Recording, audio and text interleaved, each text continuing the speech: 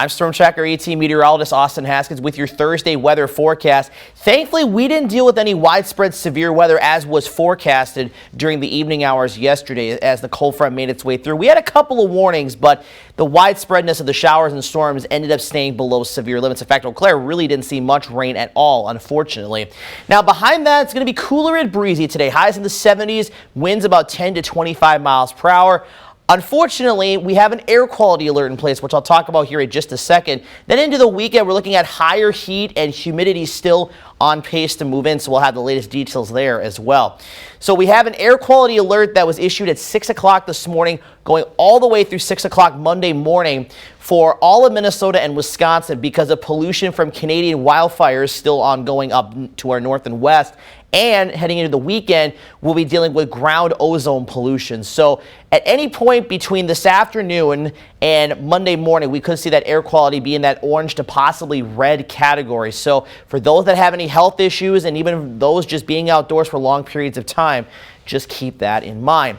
Now, the forecast today, though, is actually looking to be pretty good outside of the haze and the smoke that we'll be dealing with. We'll have a partly cloudy sky, maybe a pop-up shower or a sprinkle, but really it's going to be pretty dry today. Those dew points are going to be well down into the low to mid 50s. And then we'll have mostly clear skies heading into tonight. And even into the day tomorrow is looking to be a really good day. The winds do turn back southerly as we head into tomorrow and into the weekend. So that might start to limit, at least heading into the weekend itself, the thickness of the wildfire haze and smoke, but we'll keep you updated there. Then heading into Friday night, still pretty quiet. Saturday, pretty quiet as well. Maybe a passing shower or storm, but really I think we go probably the next 5, 6, maybe 7 days without seeing really much in terms of any meaningful rainfall.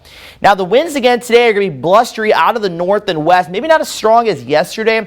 We'll set the sustained winds about 10 to 20, maybe as high as 25 miles per hour, gusting 25 to 35 miles per hour.